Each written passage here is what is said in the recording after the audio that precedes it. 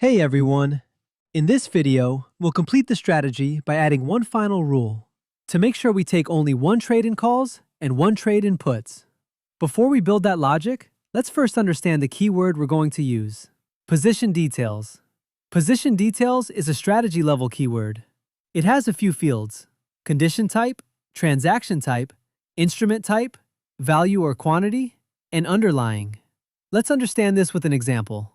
In our strategy, we use entry, buy, call, quantity, SPX.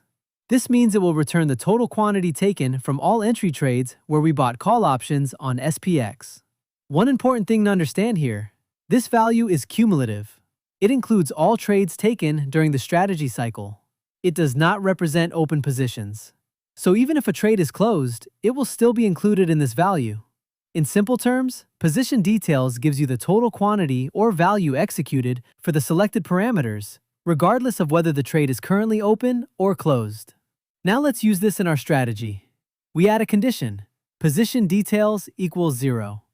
This means no trade has been taken yet. Once the first trade is executed, the quantity becomes greater than 0. So this condition becomes false, and because of that, no new trade will be triggered again. We apply the same logic on the put side. The only change is, instead of call, we choose put. And with that, the strategy is complete. Now let's quickly recap. At the start, we store the instrument name and price using Initialize Variables. Then we use those values in our entry conditions. When a trade is triggered, we store new values using Runtime Variables to calculate stop loss and target. We exit based on those conditions and also force exit at 3:30 p.m. After that, the strategy reactivates after 12 hours.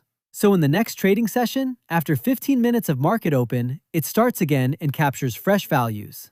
Now let's see how this works on the deployed page. Here you can see that the strategy has taken a trade.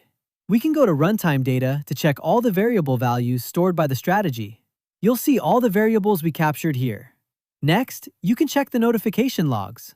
This shows the output of entry and exit conditions. You can verify that the strategy is working exactly as per the logic we created. Each condition's result is visible here. And that's it for this video series. If this helped you understand how to build strategies in Tradetron, make sure to like the video and subscribe for more content like this.